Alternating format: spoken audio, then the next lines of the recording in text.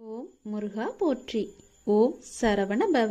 என் அன்பு குழந்தையே, எல்லாம் நல்லதாக நடக்க நான் உனக்கு ஆசிகள் வழங்குகின்றேன். இன்று என்னை எப்படியாவது வந்து பார்த்துவிடு அல்லது தொட்டுவிடு. 10 மடங்கு அதிர்ஷ்டம் உன்னை தேடி வந்து கொண்டிருக்கிறது. தவறவிட்டு பிறகு வருத்தப்படக்கூடாது. முருகனை கும்பிட்டும் துன்பங்கள் தொடர்கிறது என்று நீ கவலைப்படாதே. என்னுடைய கணக்கு வேறு. நான் வைத்திருக்கும் கணக்கு உனக்கானது. அப்பொழுது நீ யாரும் எட்ட முடியாத உச்ச நிலையை அடைவாய். இது சத்தியம், என் மீது சத்தியம். உனக்குள் நேர்மறை எண்ணங்கள் குறைந்து எதிர்மறை எண்ணங்கள் நிறைந்துள்ளதால் நீ முடிவு எடுக்க மற்றும் செயல்பட அச்சப்பட்டு கொண்டிருக்கின்றாய். நான் உனக்கு துணையாக இருக்கும் என்று எப்படி தைரியமாக முன்பு முன்னேறுவாயோ, இப்போதும் அது போன்று நீ முன்னேறி செல்ல முயற்சி செய். பற்றிலிருந்து வெளிவந்து பற்றற்று நீ செயல்படு. அப்போது எது உனக்கு நன்மையோ அதை உனக்கு நான் கிடைக்கச் செய்கின்றேன். என் மீது உனக்கு நம்பிக்கை இருந்தால் நீ வாழ்வில் வரும் சிறு சிறு சறுக்களை கண்டு அச்சமின்றி உன்னுடைய லட்சியம் எதுவோ அதை நோக்கி நீ நடப்போட முயற்சி செய். நிச்சயம் நல்லது நடக்கும். என்னை எப்படியாவது இன்று வந்து தொட்டுவிடு. 10 மடங்கு அதிர்ஷ்டம் உன்னை தேடி வரப்போகிறது. தவற விட்டு விடாதே, பிறகு நீதான் வருத்தப்படுவாய். நான் சொல்வது புரிகிறதா? என்னை கும்பிட்டும் உனக்கு துன்பங்கள் தொடர்கிறது என்ற கவலையெல்லாம் இனி உனக்கு வேண்டாம். என்னுடைய கணக்கு வேறு. என் கணக்கு வைத்திருப்பவர் நான் அல்லவா? அப்பொழுது நீ யாரும் எட்ட முடியாத உச்சநிலையை நிச்சயம் அடைவாய். உன்னுடைய கணக்கை நான் எழுதி வைத்து விட்டேன். நன்மைகள் அவ்வப்போது இடைவெளி விட்டு நடக்கும். உனக்கு சில நாட்கள் உனக்கு நன்மையாக இருக்கவில்லை என்றும் மனதில் பாரம் குறையவில்லை என்றும் என்னிடம் முறையிட்டாய் அல்லவா? அது மாறப்போகிறது. உன் முகத்தில் புன்னகை தாண்டவமாடப் போகிறது. நீ மீண்டும் புத்துயிர் பெற்றது போல எழுந்து வரப்போகின்றாய். அடுத்தடுத்து மீண்டும் எல்லா நன்மையாகவே நடக்கப் போகின்றது. ஆனாலும் நீ என் நாமத்தை கூறி ஜெபம் செய்து கொண்டே இரு. இடைவிடாது தொடர்ந்து கொண்டே இரு. அது உன்னுடைய நன்மையான நாட்களை அதிகரிக்கச் செய்யும். உன்னுடைய துக்க நாட்களை குறைக்கச் செய்யும். நான் சொல்வது புரிகிறதா? எல்லா நன்மைகளுமே உன்னை தேடி வந்து கொண்டு இருக்கிறது. எதை பற்றியும் இனி கவலைப்பட வேண்டிய அவசியமில்லை. நீயோ ஒரு குழப்பத்திலிருந்து உன்னுடைய மனமானது வெளிவருகின்றது. மீண்டும் வேறொரு குழப்பத்தில் சென்று மாட்டிக்கொள்கிறது. இது எதனால் என்று யோசித்து பார்த்தாயா? இது எல்லாமே நீதான் காரணம். வாழ்க்கையில் நிகழ்வுகள் தொடர் சங்கிலியாக நிகழ்ந்து கொண்டே இருக்கும். என்னை நம்பி இருக்கும் உன்னை ஒவ்வொரு பிரச்சனைகளிலிருந்தும் நான் அடுத்தடுத்து விடுவித்துக் கொண்டுதான் வருகின்றேன். ஆனால் நீதான் அதை உள்மனதாக ஏற்றுக்கொள்ள முடியாமல் தவித்துக் கொண்டிருக்கின்றாய். இன்னும் என் பிரச்சனை முடியவில்லை என்ற கோணத்திலேயே நீ என்னை பார்த்து கொண்டிருக்கின்றாய். உன் மனம் ஒன்றிலிருந்து மற்றொன்றை கண்டு குழம்பி தவித்து போகின்றது. இதுவும் சரியாகும். விரைவாகவே எல்லாமே சரியாகும். நான் உனக்கு துணை இருக்கிறேன். கவலைப்படாதே. எல்லாம் மாறும். நீ நினைத்தது அப்படியே நடக்கும். நீ விரும்பியது அப்படியே உனக்கு கிடைக்கும். நீ ஆசைப்பட்டது போலவே எல்லாம் மாறும். நீ விரும்பிய வாழ்க்கையே உனக்கு கிடைக்கும். உன்னுடைய தற்போதைய நிலை மாறி மிக மிக அழகான ஒளிமயமான வாழ்க்கை உன்னை தேடி வரும். எதற்கும் கலக்கமடையாதே. உனக்கு நல்லது நடந்தே தீரும். கற்கண்டு போல இனிக்கும் உன்னுடைய வாழ்க்கை. தித்திப்பாகவே மாறும் உன் வாழ்க்கை. சந்தோஷமாகவே எப்பொழுதும் இருக்கும் உன் வாழ்க்கை. நீ நன்றாகவே இருப்பாய். கவலையே படாதே. இனி நினைத்தது மட்டும்தான் நடக்கும். ஒருவர் நம் மீது கொண்ட பொறாமையால் மனதை காயப்படுத்தி சில சொற்களை கூறினாலும், நாம் தவறே செய்யாமல் நம் மீது பழிச்சொல் கூறினாலும் அவர்களை நீ கோபிக்க வேண்டாம். புரிகிறதா? அவர்கள் மீது துவேஷமும் வேண்டாம். நாம் பதிலுக்கு அவர்களை காயப்படுத்தவும் வேண்டாம். நம்மை காயப்படுத்துவதால் அவர்கள் தாமாகவே விரும்பி நம்முடைய கர்மாவை தங்கள் கைகளில் ஏந்தி கொண்டு செல்கிறார்கள். குரோதமும் துவேஷமும் பொறாமையும் பழிவாங்கும் உணர்வும் நம்மில் எழுந்தால் அடுத்தடுத்த ஜென்மங்களில் அதற்குண்டான பலனை நாம் தான் அனுபவிக்க வேண்டும். அதனால் தான் சொல்கின்றேன், நம்மை பற்றி யார் என்ன சொன்னாலும் தண்ணீரை போல இருக்க நாம் கற்றுக்கொள்ள வேண்டும். தண்ணீர் தம்மிடம் கலக்கும் எந்த வர்ணத்தையும் ஏற்றுக்கொண்டு அந்த வர்ணமாகவே தோற்றமளிக்கும் தன்மையுடையது. இறைத்தன்மையும் இதுவே ஆகும். அதனால் நம்மை பற்றி யார் என்ன சொன்னாலும் தண்ணீரை போல இருக்க நீ கற்றுக்கொள். யார் நம்மீது பொறாமை கொண்டு தேவையற்ற வார்த்தைகளை வீசினாலும் அந்த வார்த்தைகளை காது கொடுத்து கேட்காதே. திரும்ப அவர்கள் மீது பழி போடாதே. எந்த ஒரு எதிர்மறையும் அவர்களிடம் இருந்து வந்தால் அவர்களை நீ தூர தள்ளி வைத்தால் மட்டும் போதும். தூரமாக தள்ளி வைத்துவிட்டு அவர்களிடமிருந்து நீ விலகி இருப்பதுதான் உனக்கும் நல்லது, உன் எதிர்கால வாழ்க்கைக்கும் நல்லது. இது எல்லாம் நடந்தால் மட்டுமே எல்லாம் மாறும். நீ நினைத்ததும் நடக்கும். உன் தற்போதைய நிலைமை எல்லாம் மாறி மிக அழகான ஒளிமயமான வாழ்க்கை உன்னை தேடி வரும். கலங்காமில்லாமல் குழப்பமில்லாமல் தெளிவாக இரு. உனக்கு நல்லது நடக்கும். கற்கண்டு போலவே உன் வாழ்க்கை சந்தோஷமாக இனிப்பாக தித்திப்பாகவே இருக்கும். நீ நன்றாக வாழப்போகின்றாய். நீ நினைப்பது நல்லதாக இருக்கும் போதும் நடத்தி கொடுப்பதும் நான் அல்லவா, அதனால் நடப்பதும் நல்லதாகவே இருக்கும். துன்பம் எல்லாம் தீர்ந்து என்னுடைய அருளால் உன் வாழ்க்கையில் பல நல்லதுகள் இனி நடக்கப் போகின்றது. விதி என்று எதையும் நீ விட்டு விடாதே. அப்பாவிடம் தொடர்ந்து வேண்டு. விதிக்கும் விதிவிலக்கு என்று நான் ஒன்று வைத்திருக்கிறேன். அது உனக்கு வேலை செய்யும். உன் தலையெழுத்தும் மாறும். நான் சொல்வது போலவே செய்தால் உன் வாழ்க்கை மிக நன்றாகவே இருக்கும். நினைத்தது நடக்கும், கேட்டது கிடைக்கும், விரும்பியது வரும், ஆசைப்பட்டது எல்லாம் நடக்கும். உன் அப்பாவின் வாக்கு நிச்சயம் உனக்கு மட்டுமே பலிக்கும். எதுவும் நடக்கவில்லையே என்று கவலை கொள்ளாதே. எது நடக்க வேண்டுமோ, எது என்று நடக்க வேண்டுமோ அன்று நான் நடக்கச் செய்வேன். கவலை கொள்ளாமல் காலங்களை நீ கடந்து கொண்டிரு. யார் எதை சொன்னாலும் அதை நீ காதில் வாங்கி கொள்ளாதே. அது இன்பமானாலும் துன்பமானாலும் ஓடி வருவதற்கென்று நான் இருக்கிறேன். உனக்கு ஆறுதல் சொல்ல யாரோ ஒருவர் தேவை என்று எண்ணும் பட்சத்தில் என்னுடைய பெயரை சொல்லி கூப்பிடு. நான் வருகிறேன், ஓடோடி வருகிறேன் உன்னை மீட்டெடுப்பதற்கு. அப்பா இருக்கும்போது எதற்கும் நீ கலங்காதே. நான் இருக்கின்றேனே, பயம் கொள்ளாமல் இரு. உன் வாழ்க்கையில் நல்லதுகளை நான் நடத்தி காமிக்கின்றேன். உனக்கென்று எழுதப்பட்டது உனக்கென்று சரியான நேரத்தில் உன்னிடம் வந்து சேரும். எந்த ரூபத்திலாவது நான் உனக்கு காட்சி தருவேன். உன்னுடைய வீட்டில் மங்களகரமான நிகழ்வுகள் எல்லாம் நடைபெறும் நாள் வெகு சீக்கிரம் வரப்போகிறது. உனக்கான சரியான நேரம் வரும்போது நிச்சயம் உன்னிடம் வரும். அது என்னை என் ஆலயத்திற்கு வந்துதான் தரிசிக்க வேண்டும் என்று கிடையாது. நீ என்னை வந்து தரிசித்தால்தான் உன் வாழ்வில் சில பிரச்சனைகள் சரியாகும் என்று உன்னுடைய உள்மனமானது அவ்வப்போது சொல்லிக்கொண்டே இருக்கிறது. சரிதானே? அப்படி அது சொல்லும் பட்சத்தில் வர முடியாதபடி பல பிரச்சனைகளால் உன் உடலும் உன் மனமும் சோர்வடைந்து இருக்கின்றன. கவலையே படாதே. உன் பிரச்சனைகளை நான் சரி செய்கிறேன். நீ என்னை ஆலயத்தில் வந்துதான் தரிசிக்க வேண்டும் என்று கிடையாது. உனக்கு எப்பொழுது நேரம் ஒத்து வருகிறதோ அப்போது வந்தால் போதும். அவசரப்படாதே. அவசரப்பட்டு உன் மனதை மேலும் சோர்வடைத்து வைத்துக் கொள்ளாதே. அப்பா நான் பார்த்து கொள்கிறேன். உனக்குள்ளே உன்னுடனே நான் இருக்கிறேன். ஒரு நாள் இந்த வாழ்க்கை எனக்கு பிடித்த மாதிரி மாறும் என்கின்ற நம்பிக்கையில்தானே நீ வெகு நாட்களாக வாழ்ந்து கொண்டே இருக்கின்றாய். அந்த ஒரு நாள் உன் வாழ்க்கையில் வெகு விரைவாக வரப்போகின்றது. அதை நான் உனக்கு பரிசாக தரப்போகின்றேன். என்னுடைய அந்த அன்பு பரிசோடு இந்த நாளை நீ மகிழ்ச்சியோடு கொண்டாடு. உன் மகிழ்ச்சியான முகத்தை நான் பார்க்க ஆசைப்படுகின்றேன்.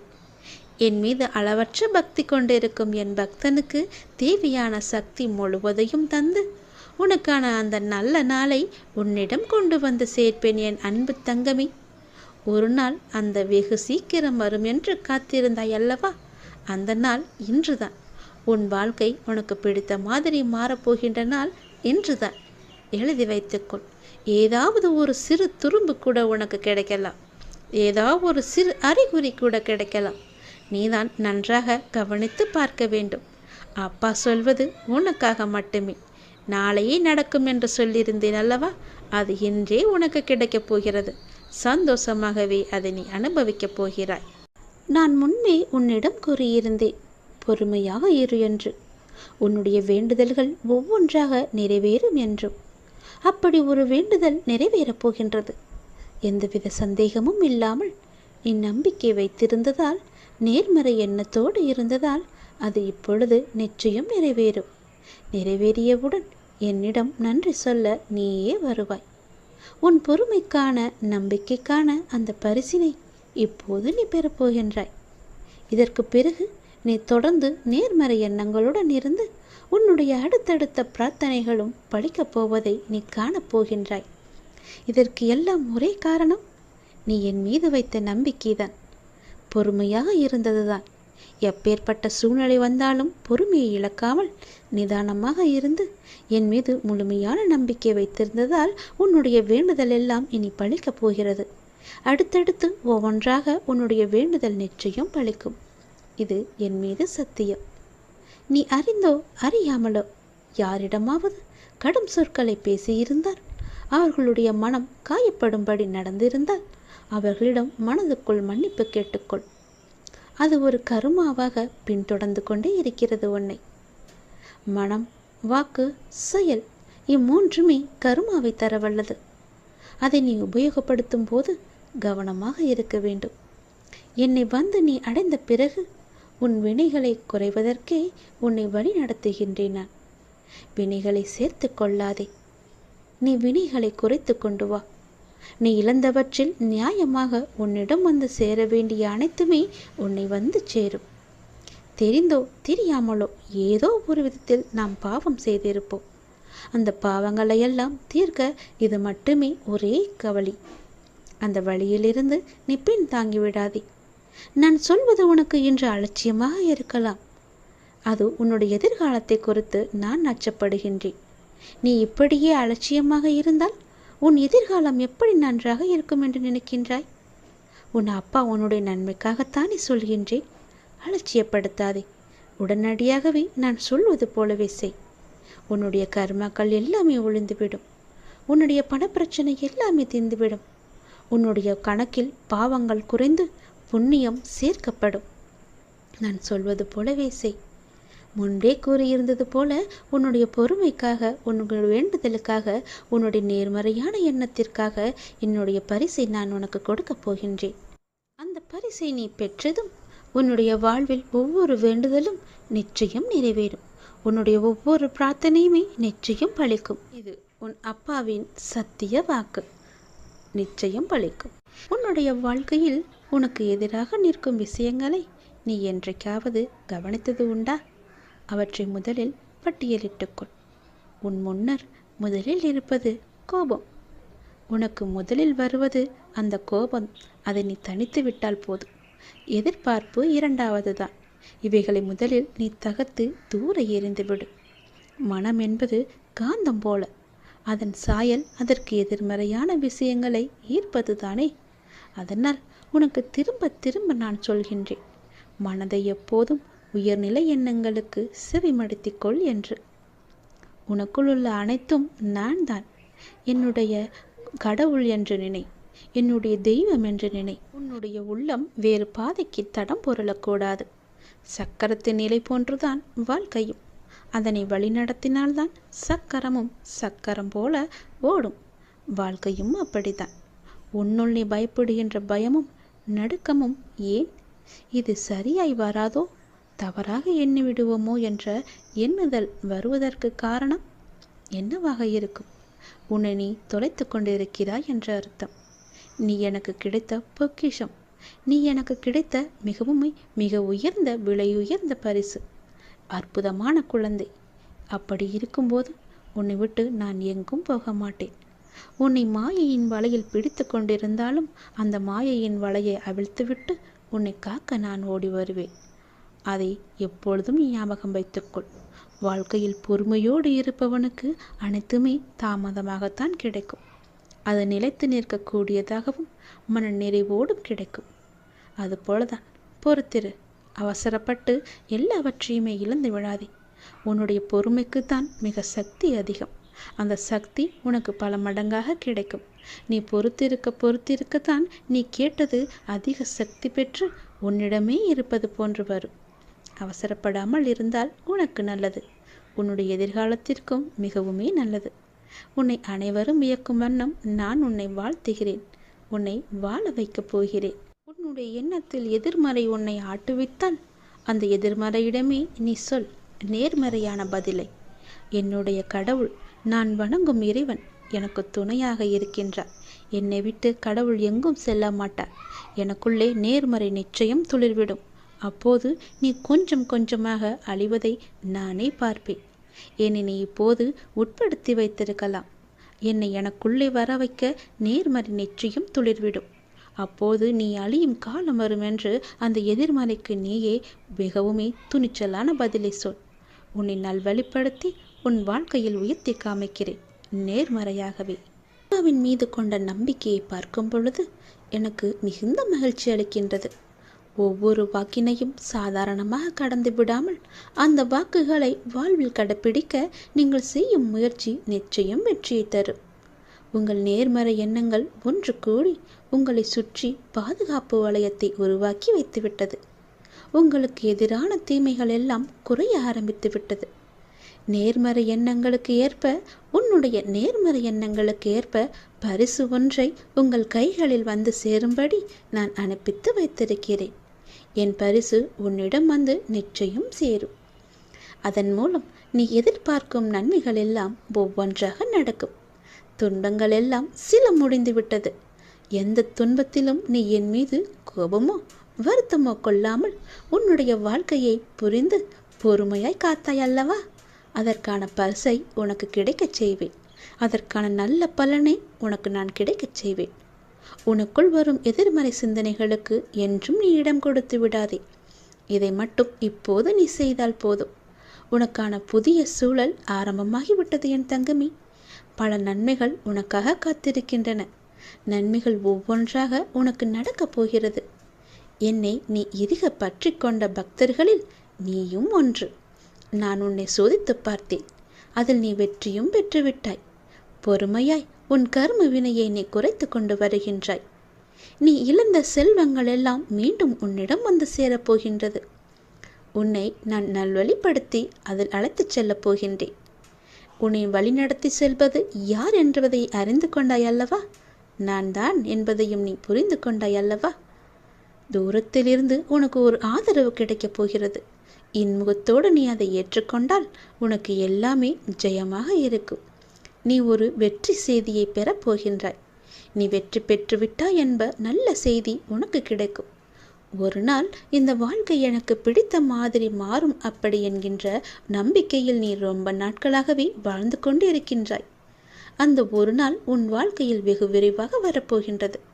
அதை நான் உனக்கு பரிசாக தரப்போகின்றேன்.